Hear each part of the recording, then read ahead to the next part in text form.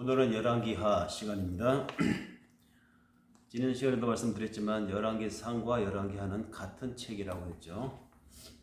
다만 열왕기상은 엘리야의 활동까지를 기록한 데서 끊고 이제 엘리야의 뒤를 이어서 엘리야의 뒤를 이은 예언자 엘리사가 활동하는 것이 이 열왕기하의 중심 내용을 이루고 있습니다. 열왕기하 기록자는 예레미야로 추측이 되고 있고요. 주전 6세기경, 그러니까 주전 9세기경부터 주전 560년경 사이 약 200년 정도? 220년 정도의 그 세월을 기록한 역사입니다. 왜 이 책을 기록을 했을까? 예레미야가 썼다고 하면 아마 백성들에게 너희들이 원해서 왕을 세웠고 너희가 세운 왕에 의해서 너희가 다스림을 받았고 그렇게 해서 너희들끼리 통치하고 너희들끼리 치고받고 하는 거 인간사, 인간 역사, 인간 왕조, 인간 권력의 흐름이 결국은 다 허망하고 별것 아니더라. 이것을 얘기해주고 싶었던 것이죠. 그러면서 이 기록자는 이제 그것을 의도했던 것 같아요. 인간사에 일어나는 모든 일들이 하나님의 손에 달려 있는데 너희가 너희에 의해서 너희 왕을 세워서 그 왕으로 하여금 너희 세상을 만들어 보자고 했지만 알아, 이게 망하지 않느냐. 그러므로 너희가 정말로 구해야 될 너희 영원한 왕 하나님을 잊지 말라. 우리의 진짜 왕은 하나님이다. 이 얘기를 예언자는 하고 싶었던 것입니다. 그래서 열왕기 상과 열왕기 하를 통해서 이스라엘 왕조의 흥망성쇠를 다루고 있는데요. 전체적인 내용의 흐름은 대략 이렇습니다. 세 가지 순서로 분류를 할 수 있습니다.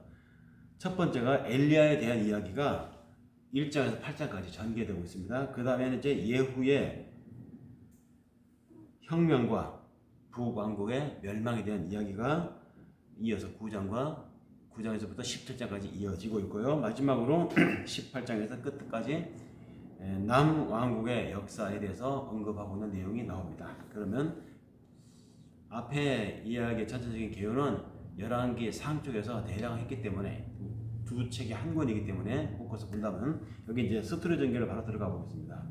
먼저 일부 엘리야에 대한 이야기들입니다. 엘리야에 대한 이야기가 열왕기 하에 되게 많이 나옵니다. 엘리야는 엘리사를 자기를 이을 예언자로 기름을 붓고 그 엘리야는 떠나갑니다. 엘리야가 떠나갈 때 그의 뒤를 이은 제자 엘리사가 나에게 저 엘리야가 행한 능력을 갑절로 주십시오. 이것을 굉장히 엘리사가 원했죠. 이 엘리야 이 사람이 활동할 때 당시에 이스라엘을 이스라엘을 다스리고 있었던 왕이 아하시아 왕입니다. 그 아하시아 왕이 다스리던 때의 그 시절 배경이 이제 나오는데 1장에 나오죠. 거기 보면 이제 아하시아가 이스라엘을 다스리고 있었던 그때에 갈멜산에 임한 심판의 결과와 엘리야를 통해서 나타난 하나님의 능력 이런 것들이 묘사된 바가 있습니다. 그리고 나서 이제 엘리야가 불 해오리 바람을 타고 산채로 하늘에 올라가는 이야기가 2장에 열왕기하 2장에 소개되고 있죠. 이것이 엘리야가 이 지상에서 보여준 마지막 장면입니다. 그리고는 이제 이 엘리야가 했던 예언자적인 기능을 엘리사가 하게 되는 것이죠. 엘리사는 엘리야가 행했던 능력을 그도 갑절로 받기 위해서 길갈로, 베델로, 여리고로, 요단까지 그 엘리야를 쫓아다녔었습니다. 능력을 그만큼 받을 때까지는 자기가 스스로 섬기던 엘리야를 절대 떠나지 않겠다고 엘리야 가는 곳마다 따라다녔던 것이죠. 그 결과 엘리사는 놀라운 기적을 행하는 능력을 하나님으로부터 받게 됩니다. 이제 엘리야가 올라가고 하늘로 불병을 타고 올라가고 난 뒤에 엘리사의 시대가 되었습니다. 엘리사는 이와 같이 이제 이스라엘의 엘리야의 뒤를 잇는 하나님의 예언자로서 이스라엘에 많은 일을 하게 됩니다. 그 가장 대표적인 것이 이스라엘 동맹국들과 전선을 이루어서 전쟁하고 있는 그 모압 저쪽 동맹국이죠. 그쪽하고 전쟁을 이루고 있는 이 전쟁에 대해서 엘리사가 예언을 합니다. 즉 이스라엘과 유다와 에돔이 한편을 먹고 동맹국을 이루어서 저 모압 저쪽 세력하고 전쟁을 하게 되는데 이 전쟁에서 반드시 이스라엘이 이기게 될 것이다 라는 예언을 해주게 됩니다. 그리고 결과는 그 정말 예언대로 이스라엘 측 동맹국이 이기게 되죠. 그리고는 그 외에 엘리사가 행한 5가지의 기적들이 또 소개되고 있는 내용이 나옵니다. 과부의 기름을 불어나게 하는 기적, 수냄 여인의 아들을 잉태케 하는 기적, 그리고 그 아들이 죽었을 때 다시 살리는 기적, 그 다음에 뭐 독을 제거하는 기적 등등, 뭐 빵 10개로 빵 20개 덩어리를 가지고 100명 이상을 먹이는 이런 기적 등등이 열왕기 하에 엘리사의 기적적인 그의 그 활동 영역들이 소개되어 있습니다. 또 엘리사의 이 예언자 시절에 우리가 잊을 수 없는 가장 많이 이야기되고 있는 대표적인 이야기가 나만 장군 이야기가 나오죠. 시리아의 나만 장군이라고 있었습니다. 이 사람이 문둥병에 걸렸어요. 굉장히 고위 관직을 가진 장군인데 그 몸에 문둥병이 걸려서 굉장히 고민이 많았던 것 같아요. 근데 그 장군 집에 히브리인 여자아이가 여종으로 있었습니다. 히브리인 여자아이는 그 나만 장군에게 이스라엘 땅에서 예언자 활동을 하고 있는 엘리사라고 하는 사람을 소개를 하게 되죠. 그 사람이 하나님의 능력으로 내 고향 땅 이스라엘에서 여러 사람들에게 좋은 일을 많이 하고 있다고 합니다. 장군님께서도 그 사람을 한번 찾아가서 여호와의 능력을 한번 의지해 보시죠. 제 생각에는 그 사람이라면 아마 충분히 당신의 병을, 장군님의 병을 고쳐줄 수 있을 것 같습니다. 이 여자 종의 말에 나만 장군이 이스라엘을 가기로 결정을 하죠. 그래서 이스라엘 가서 이 엘리사를 찾아가게 되는데요. 많은 선물과 보물과 재물을 싸들고 엘리사 찾아갑니다. 근데 찾아가서 엘리사를 만나기 전에 모욕을 당하게 되죠. 내가 당신의 명성을 듣고 저 먼 시리아에서 여기까지 왔어. 나를 고쳐주시오 라고 했는데 엘리사는 나만 장군을 보지도 않습니다. 직접 대면하지도 않고 자기 몸종이라고 할까요? 아니면 자기의 부하 게하시라고 하는 자기의 부관을 시켜서 말을 전달하게 합니다. 우리 선생님, 엘리사 선생님 말씀하시는데 저기 요단강 보이죠? 거기 가서 당신의 몸을 7번 잠수시키시오. 그 군부에 가서. 그러니까 나만 장군이 기분이 상했어요. 아니 내가 일국의 대장군이고 그리고 먼 데서 왔는데 아니 지가 뭐라고 이게 사람을 홀대를 하는가 기분이 상해서 돌아가려고 했습니다. 근데 이제 그 장군과 함께 왔던 일행 중에 한 사람이 이렇게 얘기하죠. 그래도 한번 해보시죠. 이렇게 그냥 돌아가는 것보다는 그 사람이 시키는 대로 정말 요단강에 들어가서 7번 몸을 잠그면 누가 압니까 또 초령이 나타날지. 이렇게 해서 기분 나빠서 돌아가려고 하는 나만 장군을 설득해가지고 요단강에 정말로 몸을 잠급니다. 한 번 들어가고 나오고 2번 들어가고 나오고 들어가고 나올 때마다 나만 장군의 기분이 어땠을까요? 그런데 이 사람 끝까지 7번을 몸을 잠급니다. 7번째 몸을 잠그고 일어날 때 그 몸에 문둥병이 싹 나왔다고 합니다.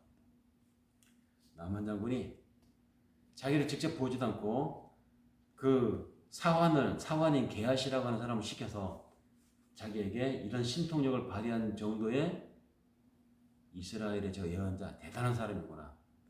그래서 자기가 준비해온 예물을 드리고 가고 싶었습니다. 너무 고마웠고 또 너무 대단한 사람인 것 같아서 한번 보고 싶었는데 선물을 거절합니다. 엘리사가 당신이 가지고 온 거 그대로 가지고 가시오. 나는 이런 것을 받고 하나님의 능력을 타는 사람이 아니요. 나만 여기서 또 한 번 감동을 하죠. 야 대단한 사람이다. 하나님의 사람이 저런 사람이구나. 내가 준비해온 이 예물을 직접 보면 엄청날 텐데 아니 쳐다도 안 보는구나. 저 사람이 하나님이 함께하는 사람이 틀림없구나. 정말 멋있다. 존경할 만한 사람이다. 이렇게 이제 돌이켜서 돌아가는데 그런데 엘리사 이 예언자의 사환인 게하시라고 하는 사람은 아직 덜 성숙한 사람이었습니다. 그는 나아만 장군이 가지고 왔던 그 많은 재물에 마음이 있었어요. 그래서 돌아가는 나아만 장군 일행을 뒤쫓아가서 게하시가 이렇게 말을 합니다. 우리 주인 엘리사께서 당신이 가져온 재물 중에 일부를 나더러 좀 받아오라고 합디다. 나만 장군을 다 주고 싶었죠. 그분께서 그렇게 말씀하셨다면 다 주고 싶은데 일부만 달라고 하니 그 중에 일부를 게하시에게 선생님께 그럼 전달해달라고 줍니다. 그런데 게하시가 이 물건에 욕심이 나서 엘리사가 시키지도 않은 엘리사의 이름을 참칭하여 엘리사의 이름을 빙자하여 자기 사욕을 채운 이 장면을 보고 엘리사가 게하시에게 하나님이 다 보고 있는데 네가 지금 무슨 짓을 하고 있느냐. 하나님의 능력을 돈을 주고 사고 팔다니 네가 지금 제정신이 아니구나. 하나님이 나아만 장군의 문둥병을 너에게 옮기셨다. 말을 하는 순간 게하시에게 문둥병이 옮겨졌다는 이야기가 열왕기 하에 또한 소개되고 있습니다.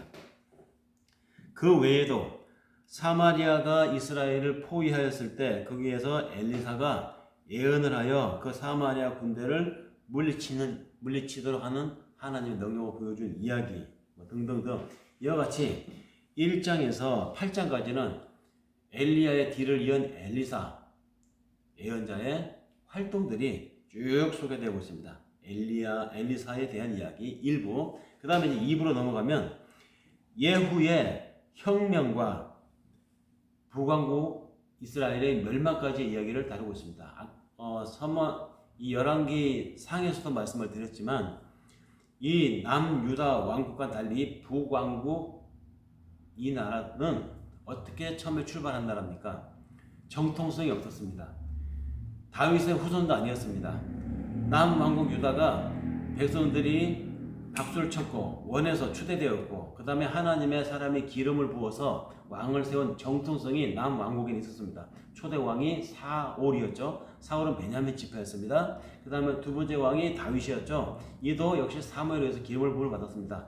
사올이나 다윗이 전부 다 사무엘이라고 하는 선지자에게 기름 부음을 받아서 백성들 앞에 공개적으로 왕으로 추대되었던 과정을 거친 사람들이었습니다. 이 사람들이 다스리는 이 왕조는 정통성이 있는 왕조였어요. 그러니까 남왕조는 유다 지파와 베냐민 지파가 그대로 왕조를 이루어가고 있는 근간을 이루고 있는 핵심 지파들이었던 것이죠. 반면에 이 두 지파를 뺀 나머지 10개 지파, 이 북쪽 지파들이 떨어져 나가서 자기들끼리 왕을 세운 것인데 그 세운 왕이 다윗의 혈통하고는 아무 관계가 없는 여로보암이라고 하는 사람이었습니다. 이 사람은 솔로몬 왕의 생전 때 왕에게 진언을 하였다가 미움을 받아서 망명해 있다가 20% 나중에 북 10개 지파가 떨어져 나와서 왕조를 세울 때 이 여로보암을 자기들의 왕으로 추대한 것이죠. 그래서 북쪽 왕조가 탄생한 것인데 이 북쪽 왕조 탄생 여로보암의 집안이 왕위를 계속 이어갈 수가 없었어요. 여로보암을 보좌하는 밑에 장군들 중에 힘 있는 장군이 그 여로보암 집안을 몰락시켜 버립니다. 그리고는 자기가 왕이 되었죠. 자기가 왕이 되었으니까 자기가 왕이 되었으면 자기가 왕이 된 그 아래 자기 아들도 왕이 되고 이어서 계속 대를 이어서 왕이 돼야 왕권이 안정이 되는데 칼로서 왕조를 빼앗은 사람이었기 때문에 이것을 본 그 밑에 부하들이 또 나중에 참모들이 돼가지고 그들이 또한 나중에 이 왕조를 칼로서 무너뜨려 버립니다. 이렇게 정치적인 정변들이 칼을 잡은 군인들에 의해서 수시로 일어나고 했던 이스라엘 왕조입니다. 이 이스라엘 왕조의 정통성이 없기 때문에 그렇습니다. 그래서 많은 왕조가 길게 가지 못합니다. 그나마 가장 길게 갔던 왕조가 아합 왕조인데요. 이 아합 왕조의 부인 이세벨이라고 하는 사람이 또 대단한 여자입니다. 이스라엘 땅에 하나님이 기뻐하지 않을 만한, 하나님이 가증스럽게 여길 만한 온갖 잡신들, 우상들, 이방 문화들을 가지고 이스라엘 왕에게 시집으로 온 여자입니다.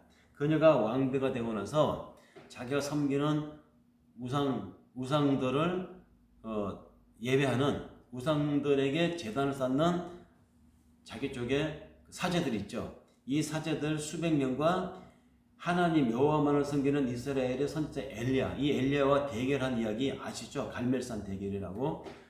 여기서 결판이 나죠.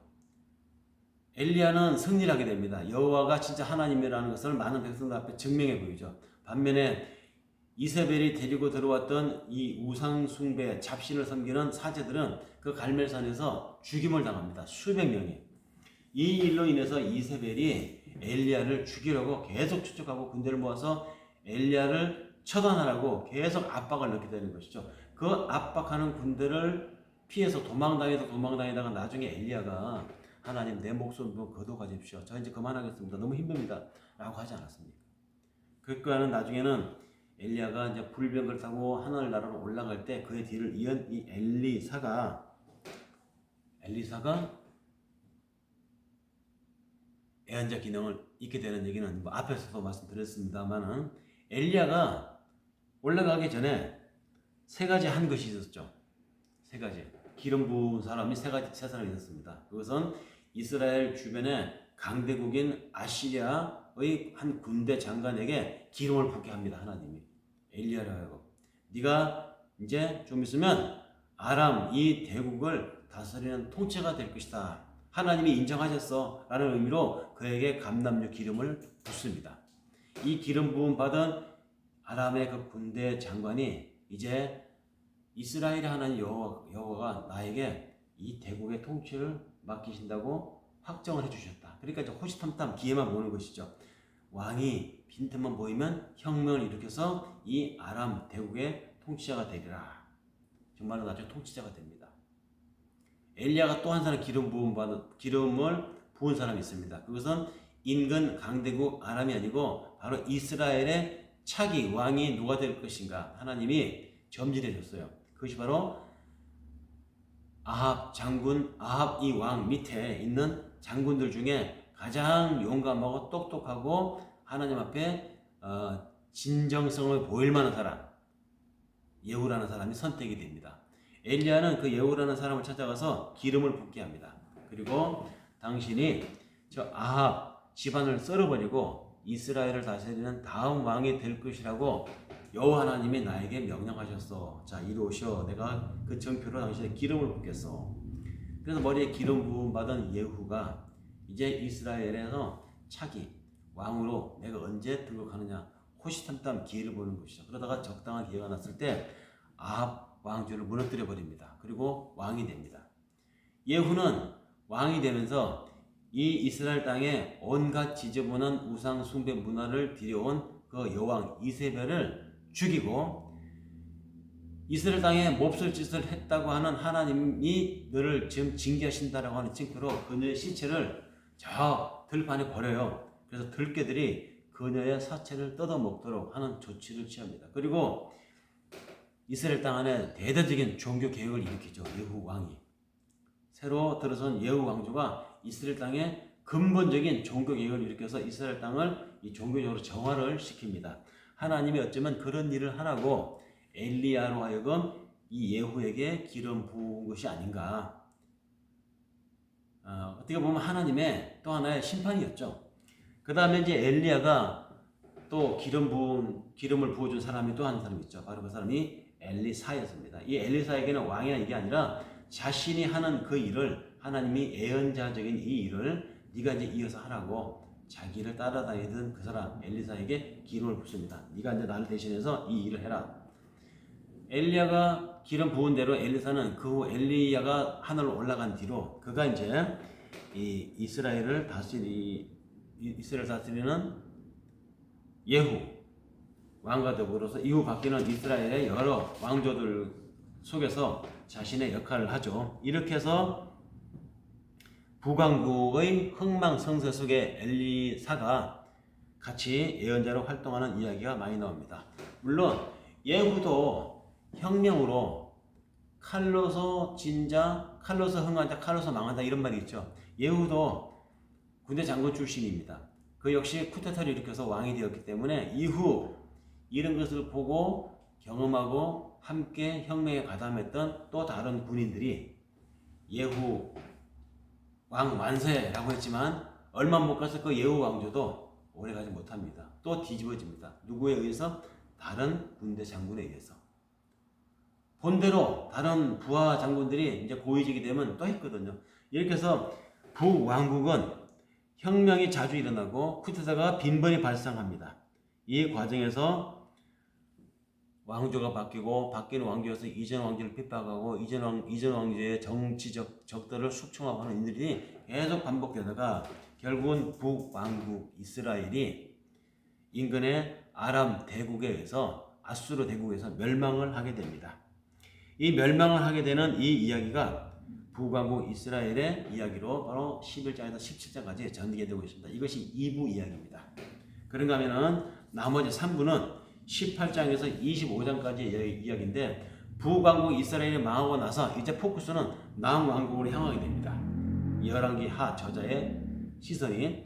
그래서 남왕국은 어떻게 됐느냐? 남왕국에 대한 이야기가 나오는데 여기에 이제 이사야 예언자의 이야기가 나오죠. 18장에서 20장까지 히스기야 왕 시대 때 이사야 예언자가 남왕국에서 활동을 하였는데 히스기야가 몹졸병에 걸려서 죽을 위기에 처했을 때 하나님께 내가 할 일이 많고 하나님 당신을 위해서 내가 할 일이 많은데 내 목숨을 조금만 더 연장해 주십시오. 이사야 예언자를 통해서 이 기도하는 왕에게 하나님이 응답을 주죠. 그래서 그의 목숨이 연장을 받게 됩니다. 연장받아서 좀 더 오랫동안 통치를 하면서 남유다 왕조를 다스리게 됩니다. 그 이야기가 3부에 나오게 됩니다. 히스기야는 죽을 병에 걸렸지만 하나님께서 그가 눈물로 기도한 결과 15년이라는 수명을 더 연장을 해줍니다. 그러나 어떻게 하겠습니까? 15년 후에는 히스기야 왕도 죽죠. 그가 죽고 난데 그 다음 히스기야의 자손들이 다시 왕이 이렇게 되는데 이어가는 왕들이 하나같이 하나님이 보시기에는 만족스럽지 못했습니다. 우상 숭배의 흔적들을 그대로 지니고 있었고요. 사람을 위한 하나님을 위한 것보다는 사람을 위한 통치를 더 많이 했다는 것입니다. 그 중에 혹하다가 하나님 앞에 합당한 왕들도 있었습니다. 요시야 왕 같은 경우에는 이대로 가다가는 북왕국 이스라엘 망을 보니까 그들이 하나님 앞에 신실하지 못해서 망했는데 우리 왕국도 이대로 가다가는 하나님 앞에 온전하지 못할 것이다. 그래서 요아스 같은 왕은 자기가 통치하는 때에 유다 땅 안에 대대적인 종교 개혁, 즉 성전 숙청을 합니다. 그래서 거기에서 율법을 새로 발견하게 되고 숙청 중에 성전을 헐고 새로 성전을 중수하는 중에 오래전부터 보관되어 왔던 율법서를 발견하게 되고 이런 대단한 사건이 이제 일어나게 돼요. 그래서 이제 그 발견된 율법의 내용을 읽고 그 율법 내용에 왕이 자기의 옷을 찢고 재에 막 꿇어앉아서 하나님 앞에 통치자로서 막 회개를 하게 되죠. 그 왕의 모습을 보면서 백성들과 여러 그 율법을 예배를 담당하는 재관들도 하나님 앞에 자신들에게 집단으로 회개를 하고 이런 일이 유다 왕국 안에서 일어나게 됩니다. 하지만 요시야 왕이 전장터에서 전사하고 난 뒤로는 다시 유다 왕국의 뒤를 잇는 그 다음 왕들은 하나님 앞에 신실하지 못했습니다. 결국은 남유다 왕국도 북왕국 이스라엘이 멸망한 지 137년이 되는 그쯤에 남왕국 유다는 남쪽에서 새로 들어선 거대 제국 바벨론이라는 나라에서 멸망을 당하게 됩니다. 이 바벨론에서 멸망을 당하면서 바벨론에게 포로로 끌려가게 되죠. 이것은 137년, 약 140년 전에 북왕국이 멸망을 하면서 북왕국 사람들의 일부가 아수르라고 하는 그 대제국으로 포로로 끌려간 이 역사가 그로부터 140년 후에 남왕국 유다 지역에서도 일어나게 되는 것이죠. 그래서 그들이 포로로 끌려가고 그 땅은 점점 그 주변에 있는 팔레스타인 아람 사람들이 들어와서 살면서 이제 여기는 이제 막 온갖 잡족들이 다 섞여서 사는 그런 땅으로 변하게 됩니다. 여기까지가 열왕기 하에 대한 이야기입니다. 다음 시간에는 다시 한번 정리하면 열왕기 하는 엘리사 예언자에 대한 이야기가 일부이고요. 그 다음에 예후의 혁명과 북이스라엘 멸망에 대한 이야기들이 2부. 그 다음에 마지막으로 남아있는 남왕조 유다 왕국의 이야기. 남왕국 유다 왕국이 언제 어떻게 왜 망했는가라는 이야기가 3부로 이어지는 스토리 전개를 가지고 있습니다. 오늘 여기까지 열왕기 하에 대한 이야기를 마쳐 보았는데요. 다음 시간에는 역대기 상 하를 가지고 이야기하고자 합니다. 역대기 상은 열왕기 상하하고는 좀 다르죠. 왜 다른지, 어떤 점이 다른지, 특징이 무엇인지는 다음 시간 역대기를 가지고 다시 말씀을 드리겠습니다. 오늘 여기까지 하겠습니다. 감사합니다.